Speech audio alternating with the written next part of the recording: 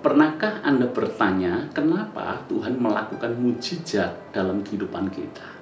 Pikirkan, sementara ketika ada orang sakit dan orang itu tidak mengalami kesembuhan, sementara kita sakitnya sama, bahkan lebih parah, kita bisa mengalami kesembuhan dengan cara yang ajaib. Itu mujizat. Tapi pernahkah kita bertanya, kenapa Tuhan mengerjakan mujizat dalam hidup kita? Sementara di masa pandemi ini, banyak orang gulung tikar, banyak orang mengalami kesulitan secara finansial, tetapi usaha kita malah semakin diberkati. Rasa-rasanya sungguh tidak masuk akal. Dalam situasi sesulit ini, justru kita mengalami mujizat Tuhan. Pertanyaannya adalah, pernahkah kita berpikir, merenung, kenapa Tuhan buat mujizat ini dalam hidup kita? Saudara-saudara, seringkali kita mengalami mujizat, tapi kita tidak mengerti kenapa Tuhan membuat mujizat dalam hidup kita. Maka yang terjadi adalah kita keasikan dengan mujizat itu tanpa kita paham rencana Tuhan di balik mujizat yang Tuhan izinkan terjadi dalam hidup kita.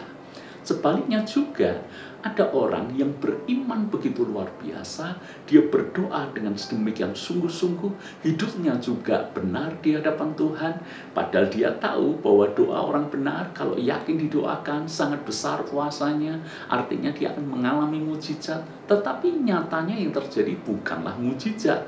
Yang terjadi justru kesulitan itu bertambah besar. Di sini juga menjadi pertanyaan, kenapa orang lain mengalami mujizat dan saya tidak mengalami mujizat? Saudara-saudara, ini hal yang seringkali menjadi banyak perenungan, banyak pergumulan, banyak pergulatan batin ketika dia tidak mengalami mujizat sementara orang lain mengalami mujizat. Soal mujizat dan bagaimana respon kita seharusnya terhadap mujizat, saya rindu mengajak Anda menggali lebih dalam melalui kebenaran firman Tuhan yang akan saya sampaikan dalam program Waiting on God hari Kamis jam 7 malam. Dan saya perlu menginformasikan kepada Anda bahwa ini merupakan program Waiting on God seri yang terakhir. Ini adalah rentetan daripada program Waiting on God dan akan selesai di bulan Oktober ini. Karena memang tujuan awal Waiting on God dibuat adalah bagaimana memberikan kekuatan kepada tubuh Kristus di masa-masa sulit. Dan karena saya pikir bahwa sudah cukup baik keadaannya, maka kita akan alihkan waktu kita, perhatian kita kepada banyak hal, banyak proyek lain yang harus kita kerjakan. Jadi saya juga mengucapkan banyak terima kasih untuk dukungan Anda semuanya, dan di sisi lain kami senang bahwa program Waiting on God menjadi berkat buat Anda. Karena itu di sesi yang terakhir ini jangan lewatkan kesempatan ini, bergabunglah bersama kami dengan program Waiting on God sesi yang terakhir. Tuhan memberkati. Dan sekarang mari kita lanjutkan untuk kita belajar Alkitab lebih mendalam lagi melalui program Bible Everyday yang pastinya menjadi berkat buat kita semuanya. Tuhan memberkati.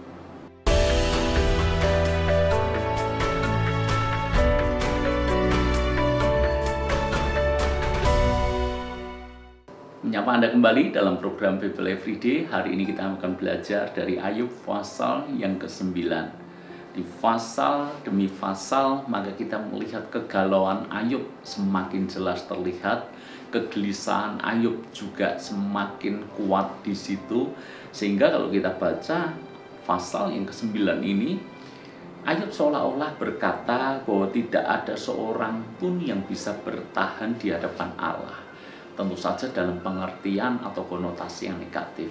Dengan nada pesimis, seolah-olah Ayub berkata, kita ini manusia dan dia Tuhan yang berdaulat dan Tuhan yang berkuasa. Maka kita bisa buat apa?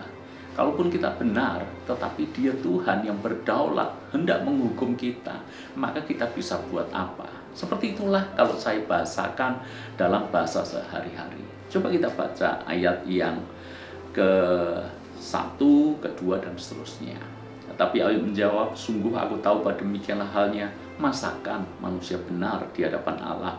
Jikalau ia ingin berperkara dengan Allah 1 dari 1000 kali, ia tidak dapat membantahnya. Allah itu bijak dan kuat, siapa dapat berkeras melawan dia dan tetap selamat. Dari ini saja kita tahu bahwa Ayub itu seolah-olah berkata, ya dia Tuhan. Makanya dia menang terus. Kita manusia bisa buat apa? 1000 kali kita tidak akan pernah bisa membantahnya. Demikianlah kata Ayub. Lalu coba lanjutkan lagi ayat yang ke-29. Ini lebih frustasi lagi. Ayub dengan jelas menyatakan, aku dinyatakan bersalah, apa gunanya aku menyusahkan diri dengan sia-sia? Walaupun aku membasuh diriku dengan salju dan mencuci tanganku dengan sabun, namun engkau, maksudnya Tuhan, akan membenamkan aku dalam lumpur, sehingga pakaianku merasa jijik terhadap aku. Saudara-saudara, Ayub di titik ini menurut saya sangat keliru memandang Tuhan.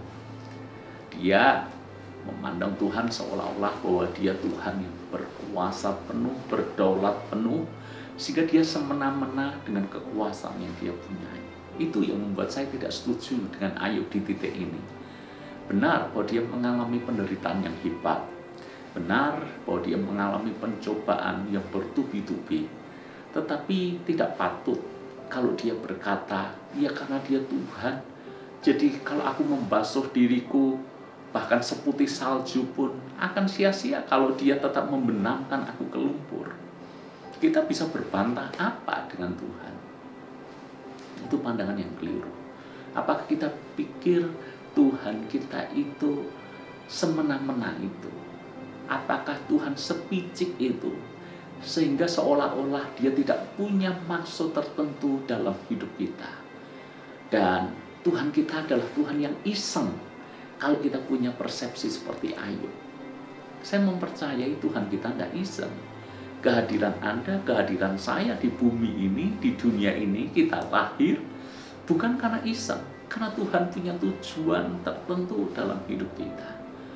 Jadi ketika kita menghadapi penderitaan, jangan berpikir bahwa Tuhan semena-mena karena dia Tuhan, karena dia berkuasa, dia mau lakukan apapun saja dia bisa, maka seolah-olah kita ini hanya mainannya Tuhan.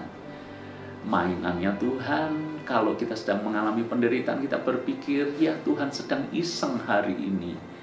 Dia sengaja membuat aku mengalami masalah penderitaan ini.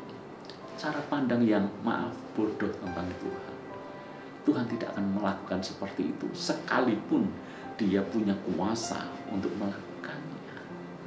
Misalnya, kalau manusia, dia bisa saja berbuat iseng. Ada binatang yang lemah, taruh kata semut. Saya sendiri tidak akan pernah mentang-mentang saya lebih besar dari semut.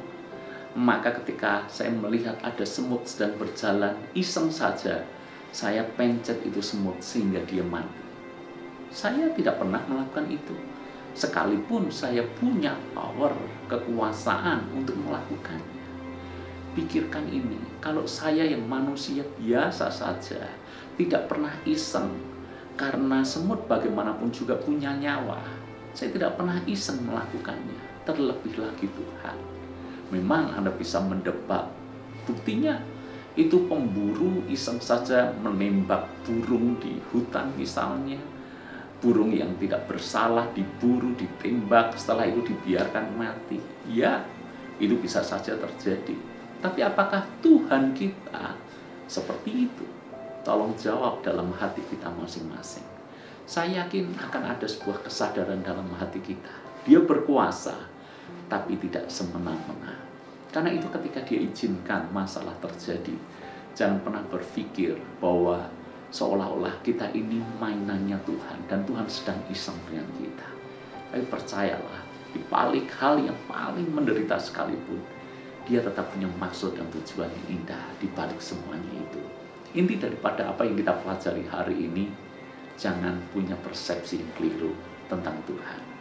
Tuhan memberkati.